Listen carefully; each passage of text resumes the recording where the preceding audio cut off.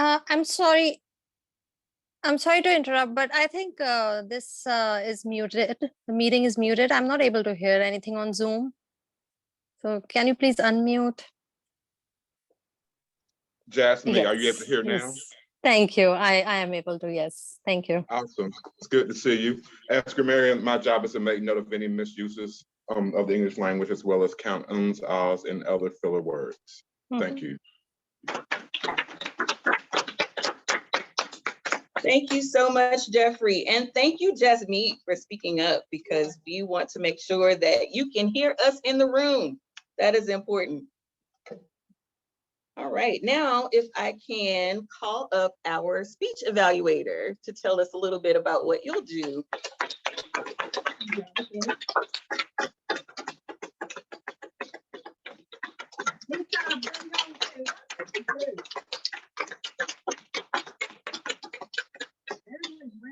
I will be evaluating Ted's speech.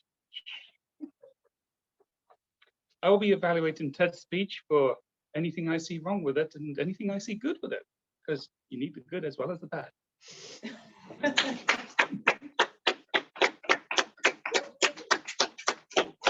Thank you, Jonathan.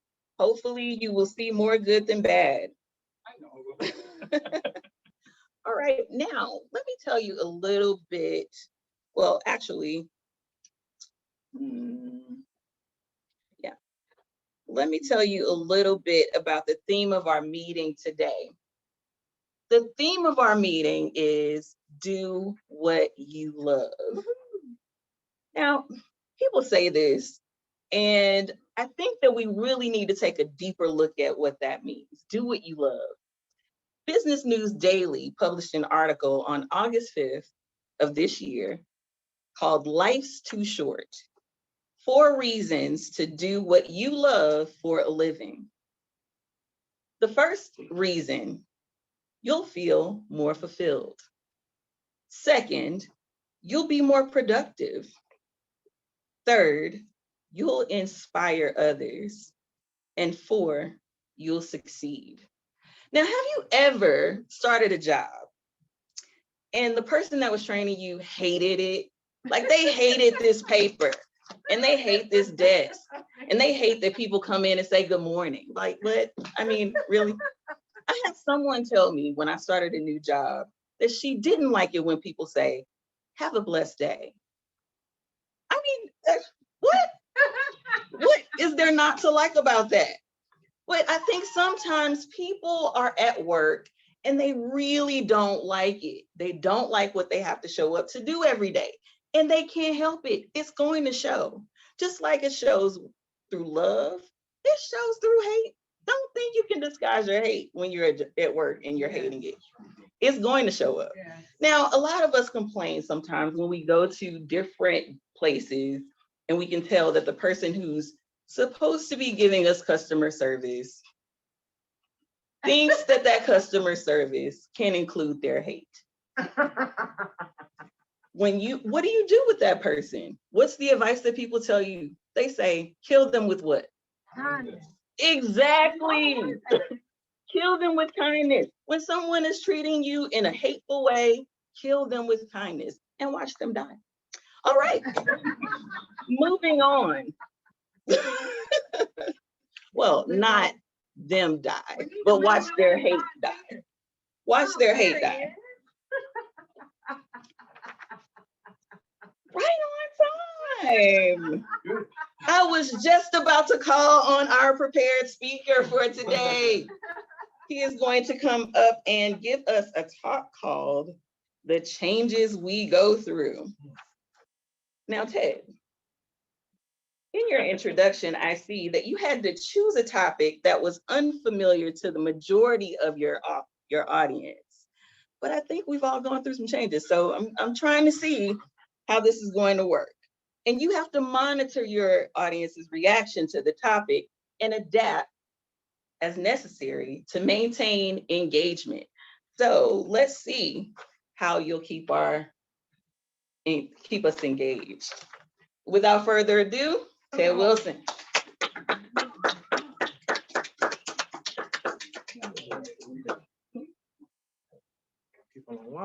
everybody? Get the time going. The changes that we go through. When I say we, I mean men over 40. So there's this audience here, there's only a couple people over 40 here. Yeah. It's your 30s versus your 40s. Whew. Now, I'm not taking anything away from women because you all go through a ton, but it's hard being a man in your 40s. It really is. Think about it like this. You always hear these sayings and your mind just goes to, oh, this person is midlife crisis. Yep. Over the hill. I hate when someone says over the hill. Don't call me over the hill. 40 is the new 30. Life begins at 40. 40 isn't old if you're a tree.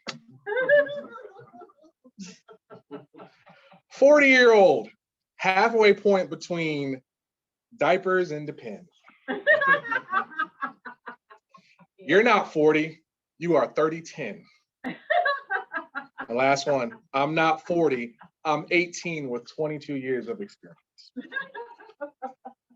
Now, when you think about the changes that we go through, especially from a man's perspective over 40, one of the biggest things that really affects us as men is our ego. We all have them. We all have them. But I'm gonna talk about 3 key factors that go into the changes that we go through. Number 1, we don't get menopause, but we really do. I don't know what it is, but we experience our hormones change. Testosterone goes out the door. We become more sensitive, more empathetic, more emotional. Wait till you're 50. Well, first one, we cry more. I don't know what it is, but we cry more. Hallmark movies. I already know what's going to happen at the end of the movie. I'm still crying. You ever heard that saying when someone says, don't throw up around me because I'm going to throw up? Don't cry around me because I'm going to cry too. Death becomes even harder when you get past 40 years old. For example, I still cry when I see Darth Vader die in Star Wars.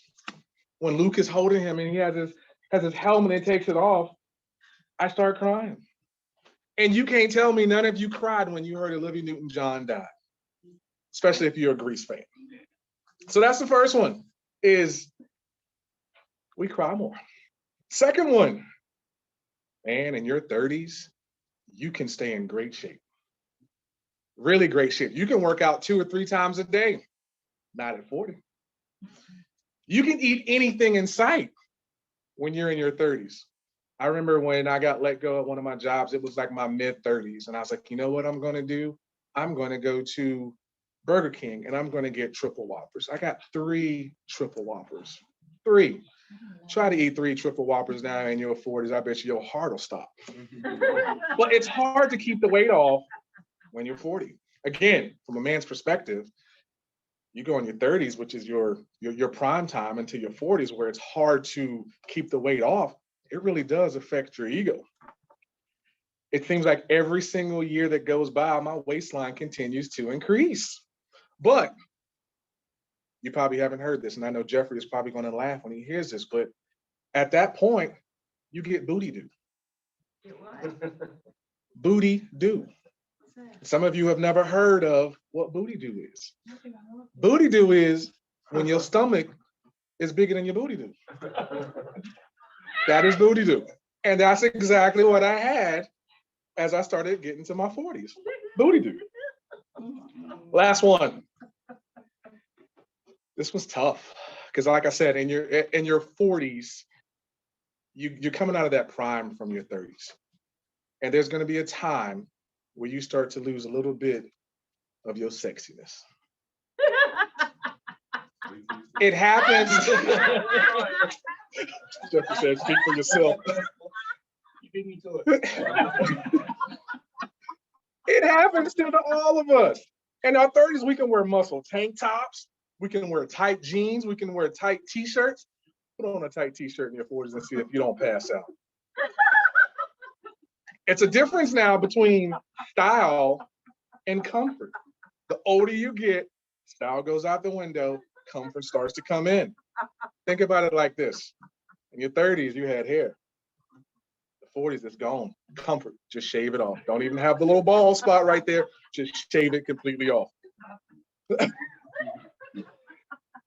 Boxers versus tidy whities. That's huge.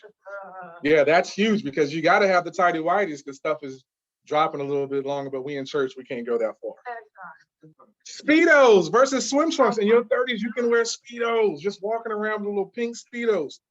And no, in your 40s, never Speedos. In your 40s, you got to wear swim trunks. Sunglasses. The glasses. So I got my glasses on today because I can't see nothing. Lifting weights versus stretching and doing yoga. I cannot believe I'm 40 years old talking about I'm doing yoga. But I'm used to lifting weights and working out to now switching to stretching. Let me stretch now, I might pass gas. That's how, like when you get older, that's what happens. So I'm gonna wrap it up with this. I'm gonna give kudos to women.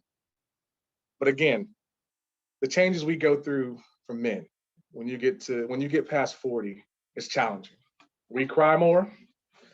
It's hard to keep that weight off, AKA booty do. Remember that? I need you to go home today and tell someone, hey, you got booty do, when your stomach come out more in your booty do. And the last one, you lose a little bit of that sexiness. Thank you. I feel like we don't need a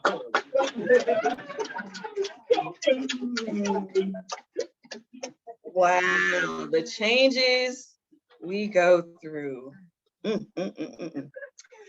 right, well, fellow Toastmasters, something that I like you to do in accordance with our theme is close your eyes and remember back to some of your earliest days.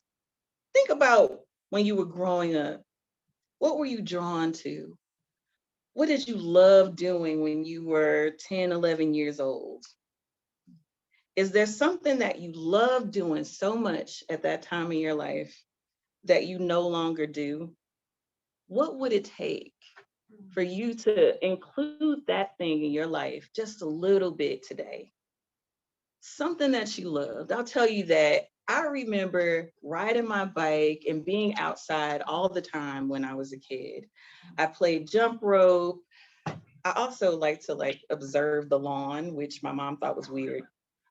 But, and I like to take apart electronics. That was the other thing that got me in a lot of trouble when I was a kid. And I don't do that at home now. There's no need to, but I do work in technology. So that kind of fulfills that part of it. So I would challenge you all to think about the thing that you love to do that you could possibly include in your life now, even if it was that treat that you would have every now and then or all the time when you were younger. Treat yourself to it and see how it makes you feel. Do what you love. Now, let me ask you, Vicki, can you give us the time for Ted's speech, please? Not really, because I messed up again. Joe. Well, I don't have a lot, so I was using the electronic timer, and then I thought, well, let me check and see if anybody's come in, and I came back and it stopped, but it was somewhere around 367. He Okay, didn't go over it. all right. Somewhere around 6 and 7 minutes. You take that today, Ted. Now I would like to introduce our table topics master. And I'm going to tell you that I already know that this is going to be a great portion of our meeting, and I'm really excited about what Scott is going to bring to us today. So Scott, if you would come up and give us table topics. Thank you. I had asked Valencia before we got started since we only had one speaker, if I could get a little leeway on today's table topics. So I've only got 5, but I'm going to just kind of develop some of these questions based on today's theme. So we've heard the advice, do what you love and you'll never work a day in your life. Mm. Follow your passion. Work hard with determination, and you can live your dream. Create a life of meaning. Find your calling, and so on. One writer in Psychology Today wrote this: while this advice is no doubt well-intentioned, we have to ask, is it contributing to a generation of young people who are confused, frustrated, and moving from job to job in search of that elusive dream career? Mm. My question is, what do you think? Jeffrey?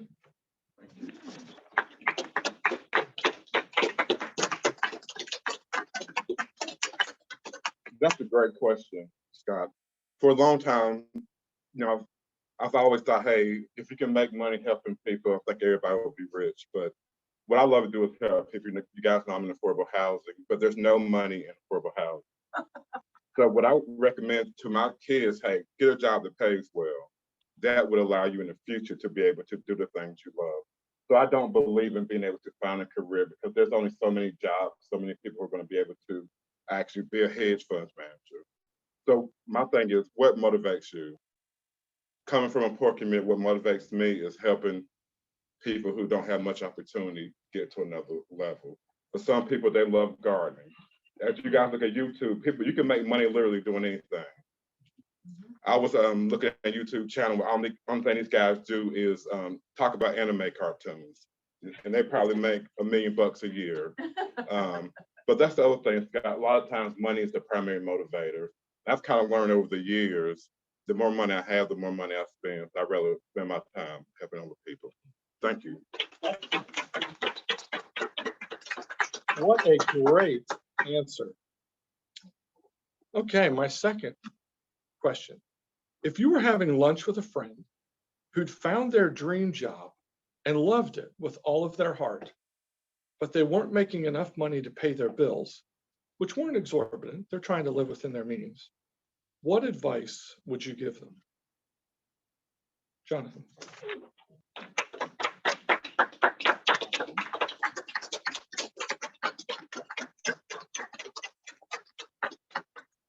I actually had this one, to be honest with you. It was a guy who was a photographer, and he loved photography. He would go out, take pictures, and they were amazing pictures. But then came the dawn of the digital era, and everyone with a cell phone could now take nice pictures. You don't need any fancy equipment. It's mostly AI in the background changing things. So he had the problem that his interest now was worth less. His job was worth less. And I said to him, look, you love your job. You love taking pictures. That's great. But your problem with money is making you sad, trying to chase what you want to do to make you happy. So find a job that you can supplement with, or make the job your full-time job, and then do photography on the side as your hobby. You don't have to work and do the thing you love, because that just puts too much stress on it. I love woodworking. I do it on the side. I love it. I've yet to sell a single piece, and I'm not really wanting to. But it's fun. I love doing it. It's not my job. I can't make money at it, but I love doing it. And it takes the pressure off, because now I can do it for fun.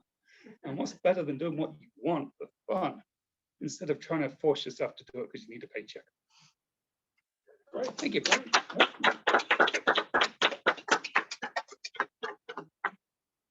Okay, very good. All right. On the other hand, let's say you're talking to a family member who wasn't thrilled about their job, didn't feel it was their dream career, but admitted that they were killing it when it comes to income. They were on track to be debt-free, have money to put away for their kids' college, build up their 401k. What advice would you give them? Would you advise them to leave this job or to keep it, and explain why? Linnell.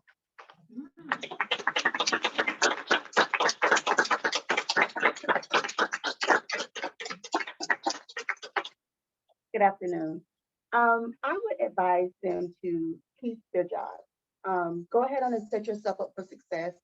set your kids up for success, make sure you have all of that taken care of, and then think about what you want to do. What are some other things that you love, and take on those things as a hobby. And when you are at an opportunity to maybe move into a situation where everything else is taken care of, then that could become your primary thing. For example, I like doing real estate. And so I have a full-time job with my company, but I also went ahead on and pursued my real estate license. So I do real estate part-time. And I know that when I do retire, that is going to be what I do once I retire, to get myself set up to continue on providing for my family and the lifestyle that we've become accustomed to. Thank you.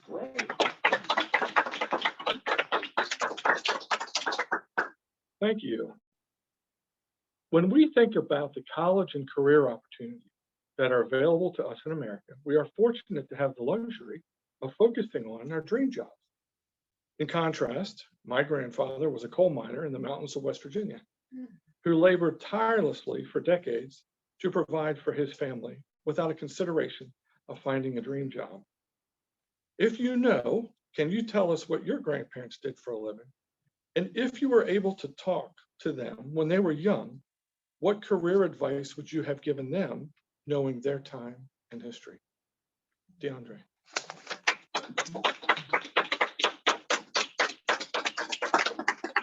Okay, so I don't really know much about my grandparents did. I know my grandfather, I think he was in the military, so then my grandmother stayed home. So I think if I would have changed it, I know you do what you got to do back then.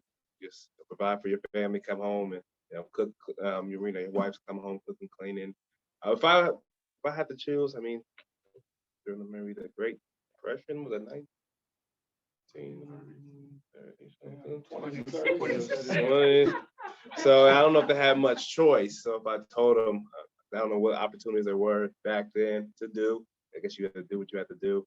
I guess follow your dreams, but I don't know what the dreams were back then. So I know you have to.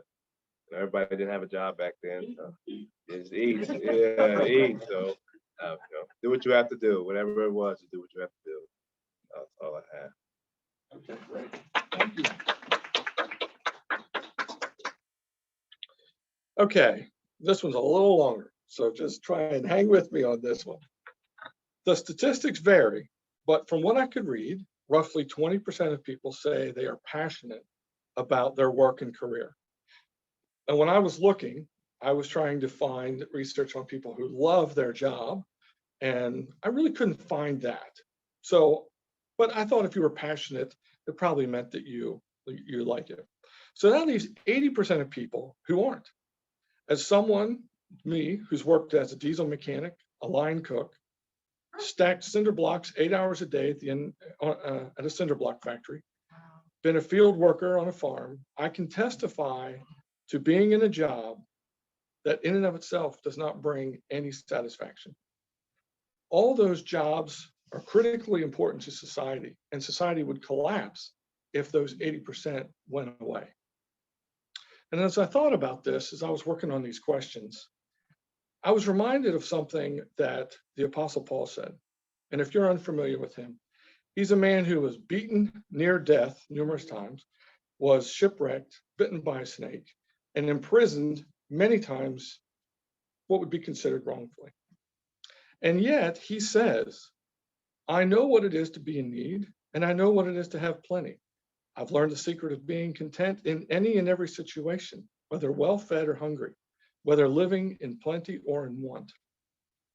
So my question is, when you find yourself not being able to do what you love, whether that's in your career or in your personal life, how do you deal with that? And is your first thought to change your situation or change your state of mind? Valencia.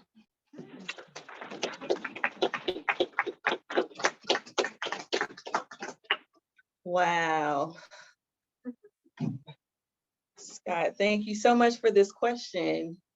I'll tell you that sometimes I think people find it hard to figure out what it is that is their true calling. And thinking about the Apostle Paul and everything that he had to go through, I feel a little selfish saying anything about not liking things about life or work. But I'll tell you that what I've done in my life, anytime I felt what I call disenchanted with work, going to work every day and not really feeling it, is I try to bring something that I love into my job. I am a teacher by nature, I think. And in my job, I don't always have the opportunity to teach, but I do, because sometimes I have a coworker who might not know how to do something, and that's an opportunity for me to teach at work. Or I might have a customer who doesn't know how to do something. And so I get an opportunity to show them how to use the tools that we have in technology. And it's something that I love to do.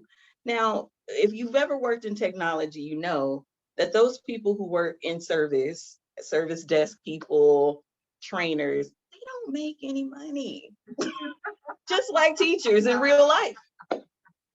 So I had to learn how to teach on a higher level with administrators and networking people. This is how you document things. This is how you keep a knowledge base, and figure out how to do that in a different space and maybe create spaces at work. And so I would challenge people who are feeling like, I need to make this money, like Jeffrey talked about earlier, but I still want to include something that I love. How can you bring that? Like maybe you're social. Maybe you have a social event at work from time to time. You encourage people to get together. All right, sorry, I'm going over. I'm passionate about this subject. Forgive me. You would know. Oh, is it? He's been sat down. Oh, I'm sorry. I want to pass it all back. Oh, okay. You weren't here when I told him about my story about how I messed up on time roll. I was so grown. So can I call on a timers report, Vicky? Yeah. For tables office? Yay! Jeff, I did good. I think that's great. Oh, you Vicky, come on down. Hey, if y'all haven't watched the new Password, it comes on Tuesday night on, I can't remember what network. Oh my gosh, it was hysterical. I thought I'd laugh my head off last night. The two stars on there was Jimmy Fallon and Martin Short. Oh my gosh, it was hysterical and clean. Well, the answer's complex. What? Oh, sorry. What'd he say? Never mind. I did good up until Valencia started talking, and then timer just went out the window. So anyway, Jeffrey was 1 minute and 7 seconds. Jonathan was 1 minute and 30 seconds. Linnell was 51 seconds. DeAndre was 50 seconds. And Valencia was somewhere plus 2 minutes.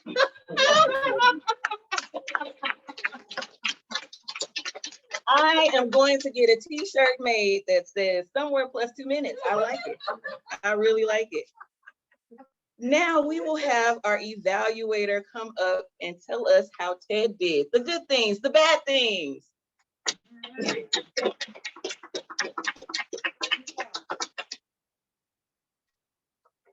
That was entertaining, Ted. I remember those days. I myself am not 40. So you did a good job of describing how a 40-year-old kind of feels.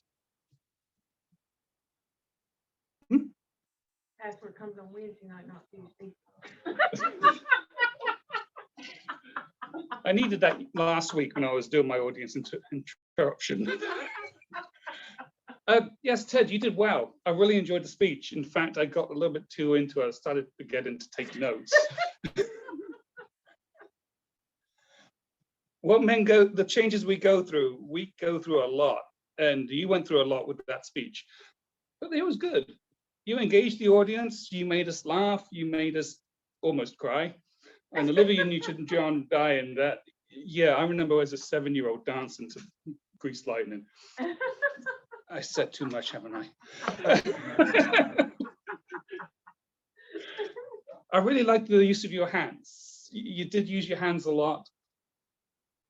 And so I was using my pen, which you told me about not to use last week. I remembered. And you're entertaining. You kept us engaged for the whole, what was it, 6+ minutes? Yeah, something. Yeah, something like that. But you had notes that you kept on reading from. Every time you say something, you look down at your notes. Every time you change your notes, you look down at your notes, you change your notes. It was a little bit distracting. You're getting, I know why you were doing it, but if you could have memorized it, it would have been so much better. And also, you are like this a lot, standing at the podium with your hands on it or slightly leaning on it. Stand back, move a little bit, keep your hands going. You got more room to do things. You can emphasize more by getting up closer, you know, backing off a little bit. It gives an added dimension. And the podium's not there for you to really lean on. It just kind of is there. Actually, it's not a podium, is it? Not really. It's a lectern. It's a lectern. Lectern. You keep on remembering to correct me on that one, don't you? Yeah, other than that, I really enjoyed it. You got your points across. It was engaging. It was humorous. And you changed as you went through it. I think you engaged the audience. So, yeah, well done. Thank you.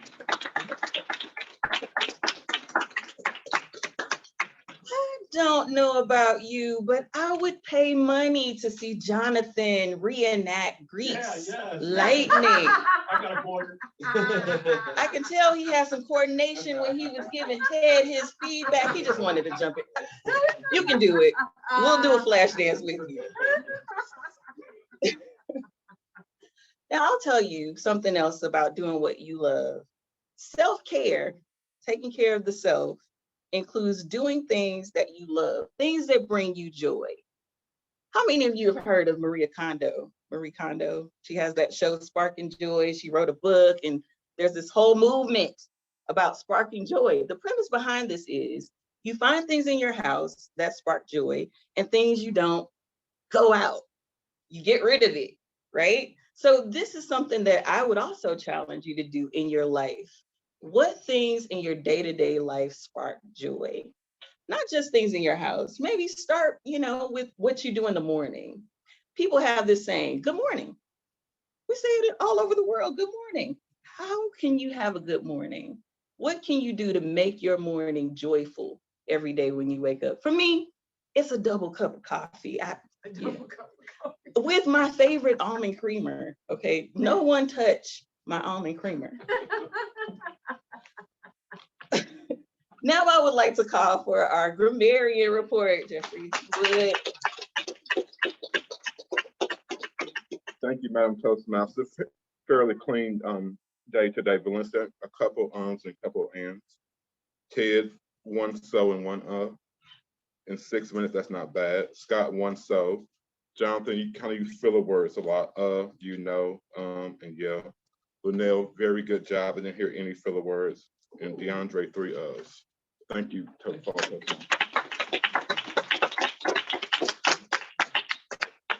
I have a confession. I was called out today by Jonathan.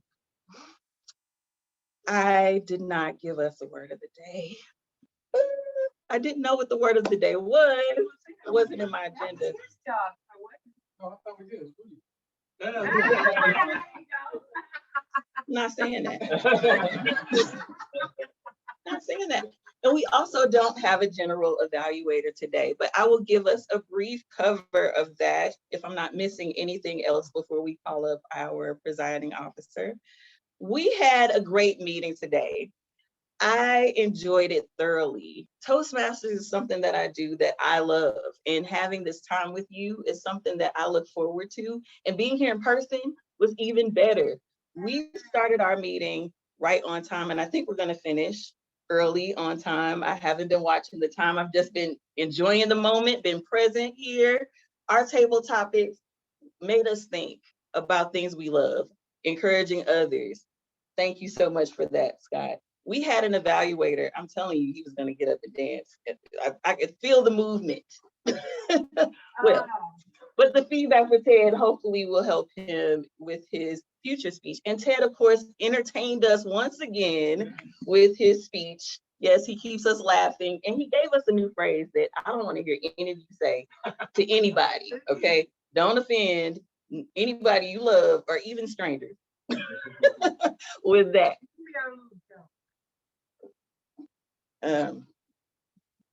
Zip, throw it away. But thank you so much. We didn't have any guests today, did we? We have 2 new members. Yes. Welcome, welcome. I hope that you enjoyed this meeting, and I will turn it over to our presiding officer, who is Jeffrey. Thank you.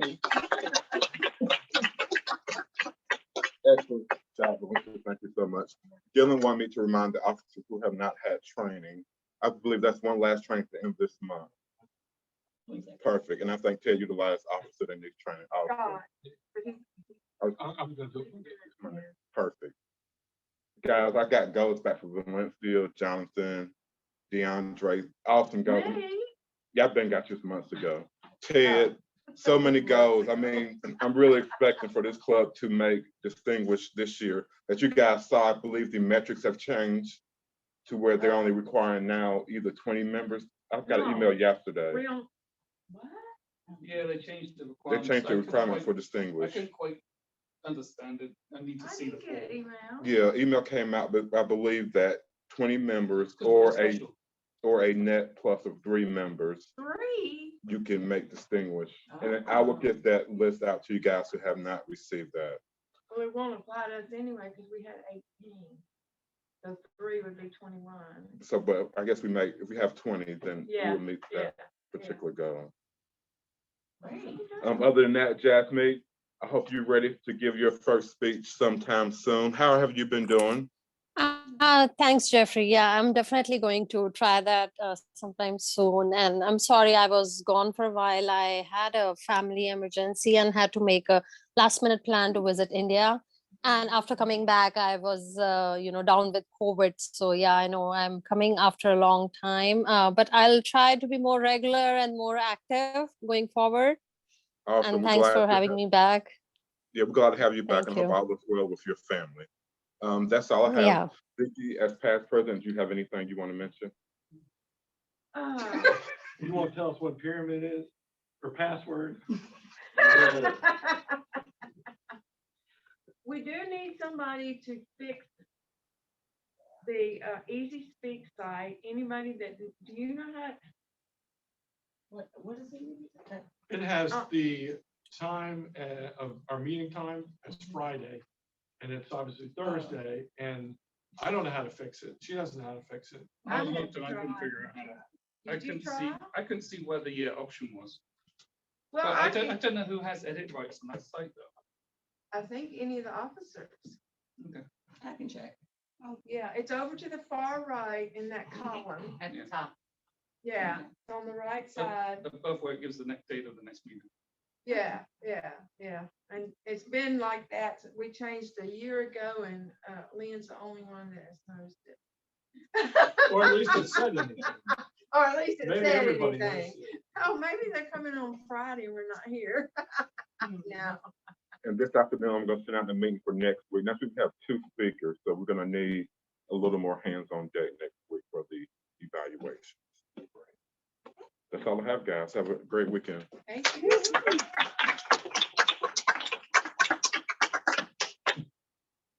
Awesome. Meeting adjourned. Meeting adjourned. What'd you do to the foot? I'm not sure.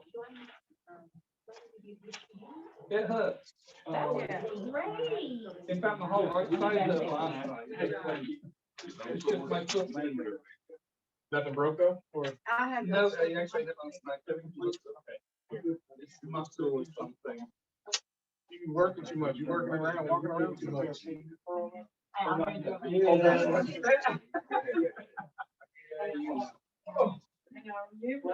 you doing? Good. I laugh at your message. I